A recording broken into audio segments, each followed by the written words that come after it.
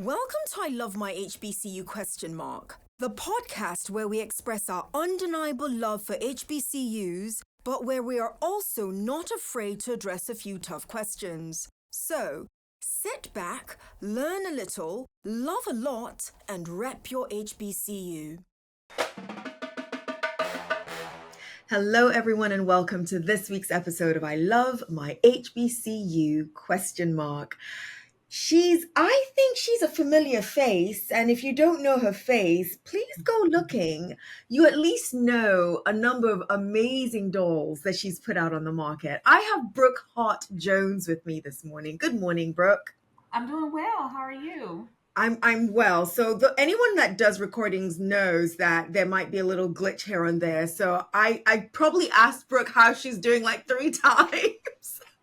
And I hope Brooke actually could hear me asking how she is. Okay.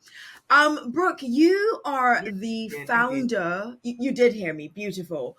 Brooke, you are the founder, I would say the founder, the visionary, the creator behind HBC. And here's what I love about you and I. We both spell the U the exact same way. So it's HBCYOU Dolls.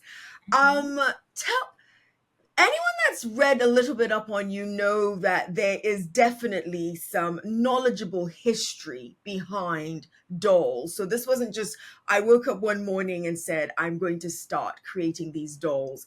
And to betray the research that I've done, I heard you say on your episode with Gail King, CBS Morning, that yes, there are a lot of Black dolls on the market, but this one uniquely is about culture. Speak a little bit more on that. Right. Yes, we've made, great strides in the doll space on skin color and some hair, which is great because that representation was definitely needed. But now, we want to dive deeper and represent culture because, we are not a monolith. We come in so many different shades, colors, but also interests and backgrounds. And there's also subcultures within the broader African American culture. So we wanted to represent that and make sure that these institutions, the wonderful HBCU culture that has affected other areas of the African American culture, gets its shine, gets to be represented in the marketplace, and also an opportunity to make sure that legacy is being passed down to our children. So I have my thoughts on this, but I actually think your thoughts on this are way more important than mine. You could have picked any cultural avenue to focus on. Yes, we're going to talk very shortly. We're going to talk about your history with Hampton University as your alma mater, but what do you think the unique significance is to have these dolls representative not just of Black people, not just of Black culture, but of historically Black colleges and universities? It's the impact that HBCUs have made not only for the Black experience, but for also the American story. Started mainly after the Civil War, and how these institutions helped really educate a new generation that was starting, you know, a new life and a renaissance of going from enslavement to being free and helping with that transition, and just the brilliant minds that they help cultivate. They're at the epicenter of Black American history. And I just really wanted that to be uh, represented in the marketplace and available to our children, because what I found, I actually was privileged to grow up as a third generation. Well, growing up, I wasn't, but two generations before me attended HBCUs. There's an HBCU in Dallas where I grew up. There was also always a huge football game between two schools that weren't located in Dallas, but in Houston and Grambling, Louisiana. they would play against each other. So that was a big deal. So I grew up around HBC culture. It's been a part of my life, since the beginning. But I realized everyone doesn't have that experience. A lot of people on the West Coast and parts of Midwest aren't knowledgeable about HBCU. So it means to educate some of our own people about HBCUs to make sure the legacy is being passed down, and also can share it with other cultures as well and making them more aware. So, did you see me smiling hard and nodding hard, as especially you got to that last part of your conversation? And if you did not say it, I was going to say it. I still in 2024 run into a lot of people and by people, I'm speaking youth and below Mm-hmm. who don't know what an HBCU Mm-hmm. is. And the minute I Yeah, that saw are your still not aware. dolls, Yeah. I literally said, "This is a perfect entryway." Because in you talk about HBCU dolls being active in children's play, and Mm-hmm. what you know how when we were all young and the things that we played with and the impact that it had on us, and of course we did not know that it was educating us Yeah. at some level. That's what excites me about your dolls, is that it is educating children at a young age that this is an option. I'm not just seeing the Princeton Yeah. insignia. Dolls and toys, stuffed animals, they play a huge role in the development of children. They're a very integral part of development. And so, you can introduce concepts in a fun way, but you can plant these seeds of, education, of leadership, of working hard, and also having fun as well. The HBCU culture is it's about education and academia and leadership and a lot of serious things. But HBCUs are a lot of fun. They So, are. kind of incorporating those two aspects, you know, Absolutely. uh, Absolutely. make it ideal So I know that you for can children. find HBCU dolls at Target, at Amazon, Walmart, and Sam's Club. And I want to make a pitch for HBCU dolls that if you happen to be a daycare center owner, if you happen to Mhm. be an elementary school teacher, bring some of these dolls into the classroom. It does not matter what race, personally, that your children are. Bring some of these dolls into the classroom for them to be an active education tool for some of those kids. That's my pitch for HBCU dolls. I want to see them in kindergartens. I want to see them in daycare centers. I want to see them in elementary schools. Sorry, go ahead. And I support that message. Thank you. Of course you do. Yeah. Okay, so Brooke, I want to bless you with our 67 seconds rapid Mhm. fire segment, and I'm Oh, going to throw as many questions at you as possible. Give me, I say give me short answers. Nobody ever really gives me short answers, which is perfectly okay because I still take the liberty of asking as many questions beyond the 67. So, are you ready? I am ready.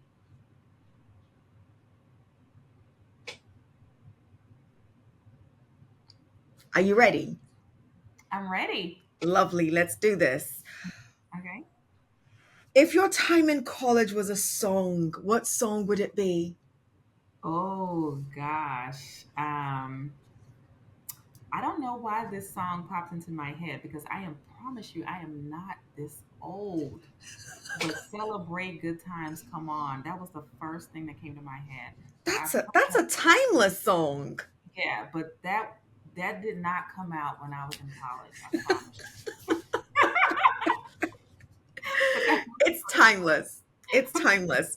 Describe your HBCU experience in one word. eye opening. Eye opening, eye opening.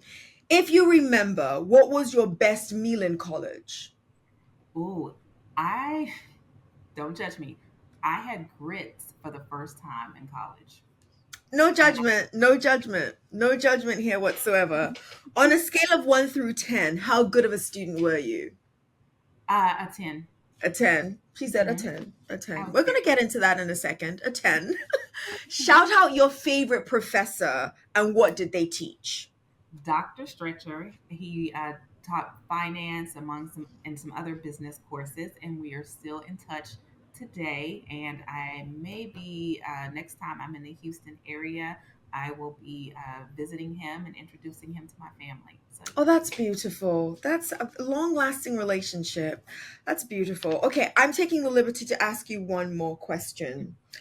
What would you have wanted to tell your college roommate but didn't? Her eyes oh, enlarged. her birthday. I just talked to her the other day. It was her birthday this week. Okay. Um. Oh, that's beautiful. You guys are still friends. That's Okay. nice. Hope she doesn't see this. You don't know everything. Oh, don't. I You love don't her. know I everything. love Aisha. We're still good friends. Okay, so Brooke, number one, I appreciate you for answering that question honestly. Most people try to gloss over it. You answered it honestly, and I still think it's a kind response. I love it. I Yeah, she know absolutely love it. we tease. We're good friends Okay, still. so Brooke, you went to school in Hampton, Mhm. Virginia, at Hampton Mhm. University. We now know it's an HBCU for those who did not know. One of the dominant HBCUs, I would say, to be extremely honest. I like to But think you're so. from Mhm. Texas. Tell us, how did that happen? How did Brooke from Dallas, Texas, end Mhm. up at Hampton University? Tell us your college journey, your college selection journey. Okay. So I I had this thing about doing the opposite of what my mother told me to do. Um, she really wanted me to go to Spelman. I had nothing Mm. against Spelman, but my mother was trying to force it on me, so I had to rebel it. And then I met a family friend, just a few years older than me, went to Hampton, and she would tell me about it. And so I knew I wanted to go to a HBCU on the East Coast that was co-ed. Mm. So when she was telling me about it, I'm like, okay, this marks off all the requirements. And so this is just as the internet was emerging. I'm that old. And they had a website, and I started doing a little research, and I decided to go. Had never been to Virginia in my life. Um, and I can't even begin to describe how shy and introverted. So I had friends. I was comfortable around my friends and people I knew. But if I, in large settings and, uncomfortable situations, that made me nervous. So I wasn't like a complete introvert. I was social with my friends at my school, people I knew, but taking me outside my comfort zone was always challenging for me. So to think that I got on a plane by myself and flew to Hampton, Virginia to go to school, I look back on that and I just marvel. I'm so glad I did, but I'm shocked at my 18-year-old self. Luckily, What? Okay. my sister, my sister knew had been to Hampton before because the family friend was her sister-in-law at the time. So she had been there. She had been to her sister-in-law's, I think, graduation or something. So she met me. My sister was living in Detroit, Hmm. and she's 12 years older than me. So, she had done the whole college experience and all that. My parents were like, okay, we've dropped off two kids at college. We'll let your sister deal with this. So she flew from Detroit to Hampton. I flew there. We met up. She got me settled in. And the rest is history. You said a lot, and there's one thing a lot of great stuff. There's something you said that I kind of globbed onto, and it's the way you described how this Texas girl, shy Texas girl, introverted Texas girl, chose something. I mean, granted, you said you were trying to do something slightly opposite than your mom, but then you went all the way. And there's a lot, you're describing a lot of the students that I meet today, and they're not even going as far as you did with regards to their selection. What would you tell your freshman self today? uh, based on hindsight being 2020 and you looking back and all the things that you were able to accomplish by going to Hampton, what would you say to her? I say you go, girl. I say you go, girl, because looking back, I'm like that was bold, but that's why exposure is important. That's why, for lack of a better word, expectations, because Mm, I had an older sister who was very outgoing, very out ambitious, and so she had gone off to college. She went to an Ivy League, but she left home, went to upstate New York. She lived, she went from there to Detroit and was doing these things. So I could see someone who was doing it. So I kind of had, as a child, my when I'm 6, my sister is leaving home, going to New York, and doing these things. So I grew up thinking, oh, this is something you're supposed to do. Going off to school is not a big deal. Like leaving home was normal for me because I see my sister do it. So that's absolutely. the importance of exposure and people seeing themselves in others, because I probably, if my sister would have went to a local college, I probably would have done the same thing, Yeah. but I saw my sister going away to school and doing these different things and traveling and living in other states. And that made me feel, even though I don't have the same personality as her, I always kind of wanted to live up to that expectation. So, Before we started the recording, you easily describe yourself as an introvert who is socially capable, let's be very clear, but an introvert nonetheless. And even as you talk about, what you would tell your 18-year-old self is just do it. mhm, Talk about what this journey has been. And the journey I'm talking about is putting yourself out there, mhm, because that's something, especially this generation, this social media dependent generation, mhm. is struggling with. And this is whether or not they're extroverts or introverts, they're all struggling with the need to put yourself out there and deal with real humans on a constant basis. Tell us what that journey has been like for you and what advice would you give them? um, even though I've always been very shy and introverted, I can say that I let it prevent me from some opportunities in life, starting in, little league soccer. I remember being too shy to play soccer. My mom, was trying to get me to play soccer and took me to, and I'm like, I don't know these kids. I don't know these people.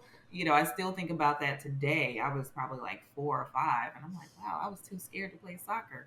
Um, and so I've let it stop me from some opportunities, but for the most part, I always had this sense of looking at the end goal. And even though it's uncomfortable, I was willing to do it to meet that end goal, you know? So, and my mom would always have this phrase. She would always say, rise to the occasion. You might necessarily want to do it or feel capable or feel like you're ready, but you rise to the occasion. You make yourself ready. And I think today I hear people say, do it scared. I think that was kind of the old school, the old school way of saying do it scared. And so, um, after missing out on a few opportunities growing up, maybe my early 20s, but for the most of my life, I've just said, say to myself, do it scared. I mean, I didn't know do it scared at that point. Rise to the occasion. I'd hear my mother saying it, or I'm going to get it done. And so I just think about the end goal. I forget, or I remember in elementary school having to be on stage doing different things and not really liking that. Um, and so I would look at the clock at the back of the auditorium and focus on that when I had to be on stage and people looking at me. Why was I on stage a lot? Because sometimes I was the only person getting awards for, honor roll and things of that nature. I liked getting those awards. I didn't like going on stage, people looking at The me, attention. but that the end goal of getting those rewards and getting the good grades, I like that. So I wasn't going to let getting on stage stop me from that. And I remember my fast forward 21 years later, my niece having to be on that same stage at that same school and Wow. talking to her. And I said, I used to be scared too. And I would look at the clock at the back. And I remember her telling me, yeah, I looked at the clock just like you told me, so it's, I always found a way, even if I was uncomfortable, a way to push myself to do it. And that's what I do now. I'm talking to my team and they talk about different opportunities and they're like, I know you don't like, I was like, yeah, but I'm going to do it anyway. I might tell you I'm nervous or, things, but I said, trust me, I'm going to do it anyway. You don't have to worry. And, I'm focused on achieving these goals. I'm focused on elevating this brand and building a legacy. And so whatever needs to be done, if as long as it doesn't, it's not against my moral compass. If it just makes me uncomfortable, I will do it and I will You'll do rise it. to the occasion. I wrote down so many gems while you were talking, and I hope students, when alumni come on this podcast, I enjoy speaking to every single person that comes on this podcast, but I also still see it as a teaching tool, to be extremely honest with you. So with every alum especially, and even when the students come on, but when the alum come on, there's some gems I try to pull out, and you've given so many already.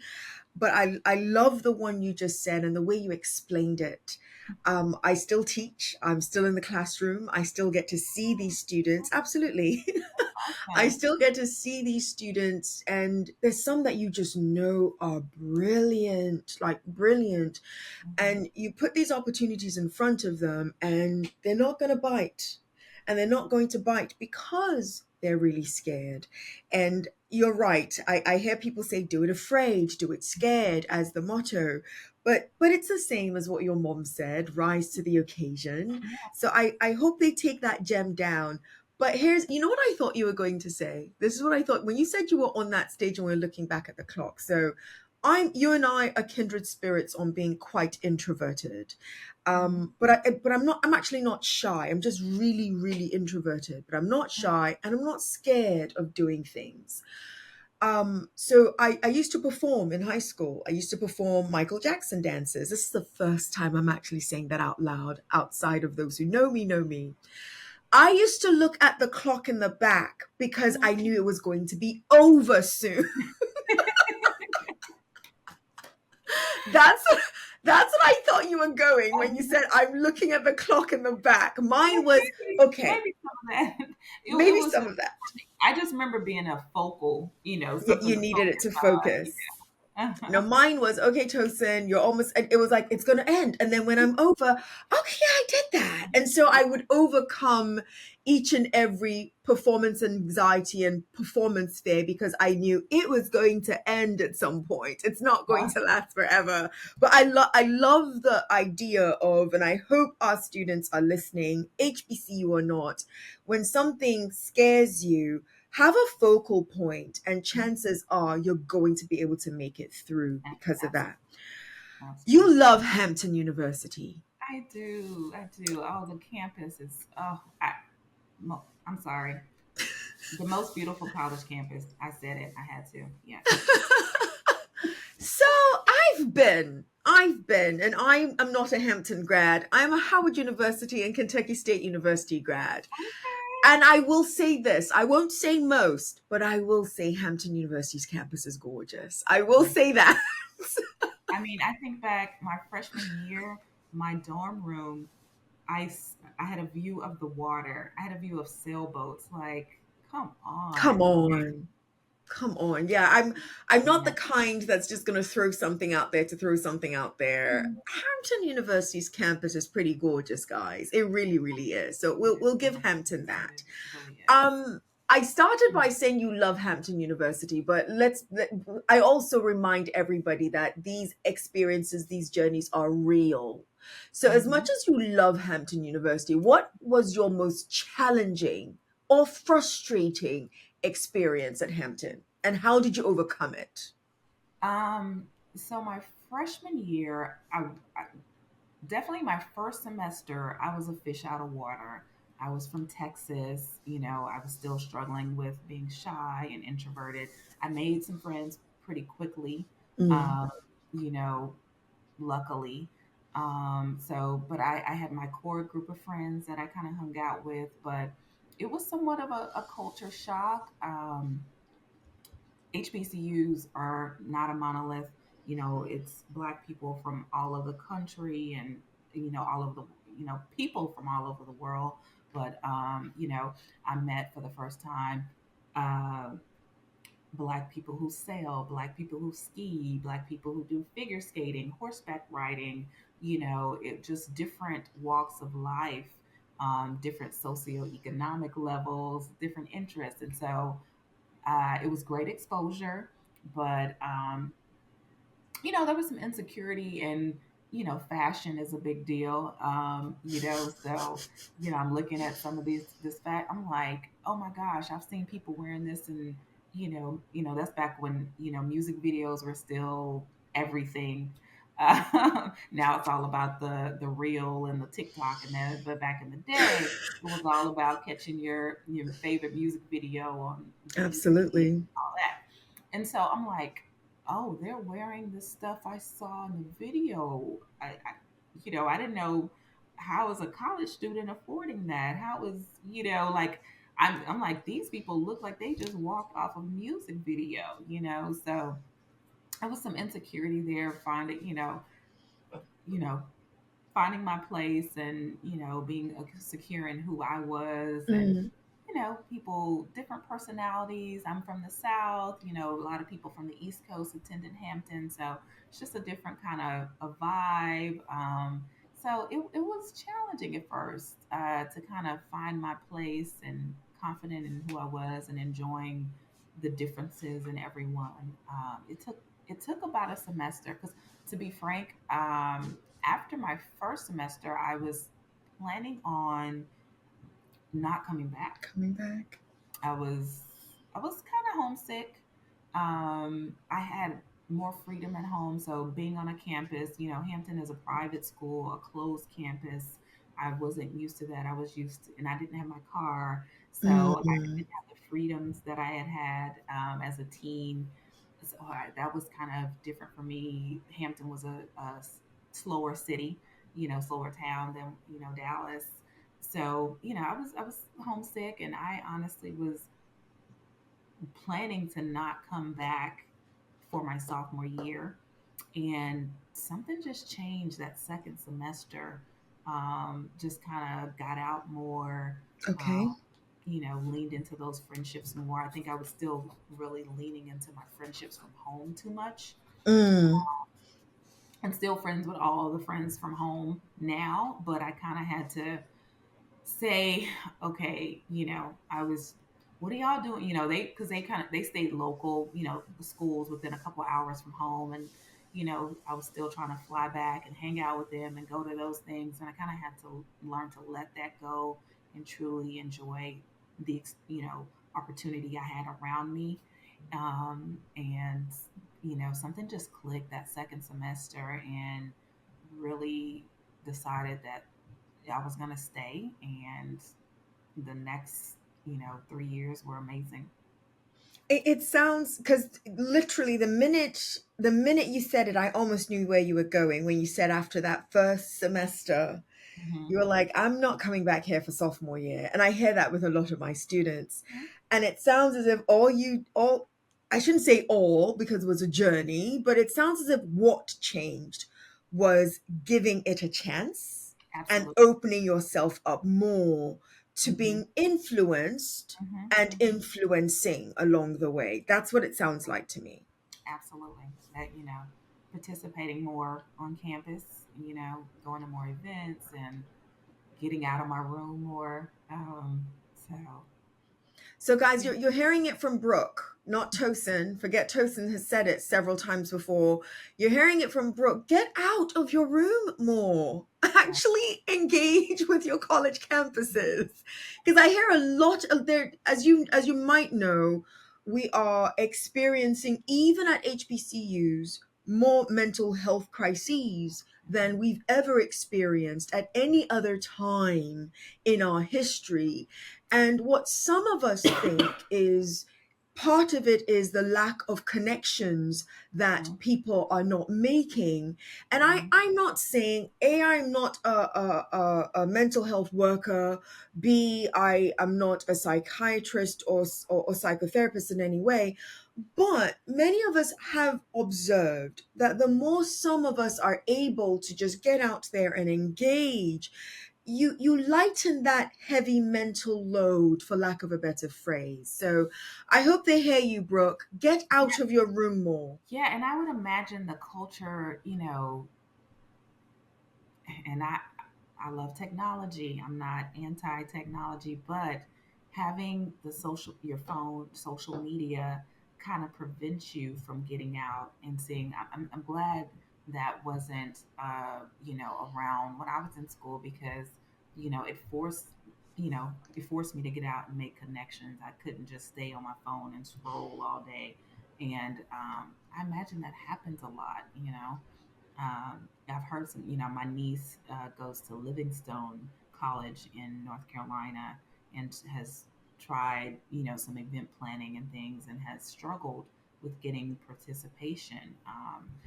And I was surprised by that. So, yeah, I hope people, first of all, attending an HBCU is a great, great opportunity. Attending college, university, anywhere today, any higher learning today is expensive. So Mm-hmm. I really want to implore students to take advantage of one of the biggest investments of your life. Take advantage of all it has to offer while you can, because it is not cheap. It's not cheap at all. I notice you've got four beautiful dolls flanking either of your shoulders. Can you tell us who they are? Yes, I can, and I just realized I'm missing one, so that's my apologies. But here we have Autumn. She represents majorettes, Okay, which are iconic in the HBCU culture. She's absolutely. also a business major, has dreams of entrepreneurship. Okay, Autumn. And then I have the Hampton University doll here, and then I have our cap and gown outfit on top of her. That's sold separately, but I just put it on her. And have that there. We always want to represent the goal of graduation, the accomplishment of graduation. We have Alyssa, who's our Hi, cheerleader. Alyssa. She's a HBCU cheerleader. Our cheerleaders are just epic. So we want her represented. And then a homecoming queen, Nicole, who is also pre med. Hi, So, Nicole. and I'm missing Hope, who's the student body president. And she's has dreams of social action. Okay. Uh, she is taking a nap upstairs. Okay. Listen, the girls have to nap every now and then. Okay. They're look at all the multitasking you have them doing. So they have to nap every now and then. Brooke, there has got to be a vision, a goal to have all of the HBCUs represented in the dolls. Not to put any pressure on you, Mhm. but when is the next rollout? Or what or who is the next rollout? Um, I have to keep that close to the chest right No now. pressure. No pressure. But we have exciting things planned. We came out. We've been very privileged to come out quickly. We had a great launch, but we're working on just really brand exposure, brand awareness. As much media as we've been blessed to have, we still have more people to reach. So our big focus right now is just brand awareness and make sure everybody knows about us and where to find us. And they can be found. I'll say it for Brooke. They can be found Target, Walmart, Amazon. Amazon pretty much means they can be found everywhere, no Yes, offense. absolutely, And absolutely. then Sam's Club. And I'm going to do my pitch again. My apologies, Brooke. Go ahead. Sam, our relationship with the Sam's Club dolls sold out. So I know Okay, okay. you might a few here and there across the country, but there's not really much stock left at Sam's Club. But Amazon, I'm not Amazon. trying to pitch Amazon. Jeff Bezos does not need Tosin's help. However, I am pitching that realistically, guys, if you get to Amazon and look for the HBCYOU dolls, you Yes. pretty much can get them anywhere. And I'm going to repeat this because I really think this matters. Our elementary, our kindergarten, our childcare centers, even if it's just one, just have one of the HBCU dolls in that space. I think it's going to have a pretty impactful impression on the kids. So that's Tosin's Also, pitch. to your point about Amazon, our teddy bears are available there as well. So our teddy bears are only available there and Fanatics. So So um, I'm glad you mentioned the teddy bears. I didn't know if I could. So I'm yeah, glad you mentioned the teddy bears yeah. because we know that you are a boy mom, and I'm not saying that boys and girls don't play with dolls, but some may not. But I Hmm. saw there is the Morehouse teddy bear that I saw. I saw the Morehouse teddy bear. There is the Howard University teddy bear that I saw. And then the FAMU. Listen to me. I know these teddy bears. And then there's a FAMU teddy bear that I Hmm. saw that I'm Hmm. like, anybody can have those. Sorry, go ahead. They make great decor as well. They're super cuddly, super fun, appropriate for girls, boys, grown-ups love them. I've seen people put them on their shelves. So they're super fun, a lot of multi-purpose for them. So. Everyone is going to think that Brooke paid me for this. She didn't. I truly do love her dolls and her teddy bears. There are bookstores on in every last one of our campuses. There is no reason why our bookstores should not have each of the teddy bears in their bookstores. That's the last pitch I'm going to make before they think you paid me, Brooke. I know. I think I need to, and that's a great. We are It makes definitely. sense. It makes I have teddy bears, like Tosin does bears. So it makes sense, guys. It's not a HBCU dolls bear yet, but I'm getting my hands on one. So every bookstore at an HBCU, come on, guys. This is from an HBCU grad. So every single one of them should have it. Okay, Tosin, stop it. Stop Thank you. pitching. Um, Brooke, a couple more things that I want you to shed light on. Finish this sentence for me. Because of my HBCU, I will not. Fail. You don't need to add anything else to that. I will not fail. And she's right. Yeah. She's absolutely right. And the Um, I was going to say, and the reason why is because of the relationships I met at my HBCU. They my friends encouraged me to do this. They gave me legal advice. When I was first starting doing this on my own, a friend of mine said, "Have you trademarked that name? You need to do that." Um, the support, the encouragement, the advice, the consultation, the networks that I've met. Some of these people I have not seen in 20 years. Some people I speak to often and see often, but that support and friendships at HBCUs are like no other. And if you lean into those and cultivate those, they can support you throughout your lifetime. I love it. Um, I know we've covered a lot. I know I have been your pseudo pitch person for the day. I love your product. I love your product, and that's genuine. But is there anything that you would have wanted to bless the audience with that we have not covered or Um, shared I just want on to this say it's particular spelled H B C episode Y that O you, U. you want to leave us with? Bless our audience with something that we have not covered. I just want to say the reason I chose to spell it HBCYOU is because you have the power to make history too.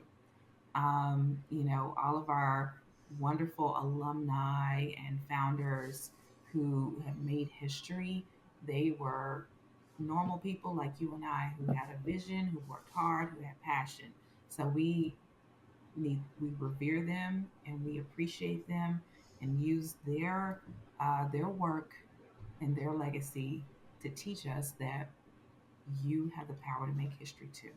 I love it. I love it. All right. End the episode for us, Brooke. Why do you, in one word or short phrase, why does Brooke Hart Jones love HBCUs? Resilience. Resilience. Resilience.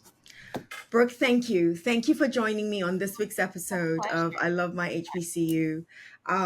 For those listening, for those watching, it is impossible for you not to like this particular episode, not because of me, but because of Brooke Hart Jones and HBCYOU Dolls. I'm going to keep spelling it, HBCYOU Dolls. Till next episode, yours in HBCU love. Brooke Hart, thank you. Brooke Hart Jones, thank you so much. My pleasure. Really enjoyed it.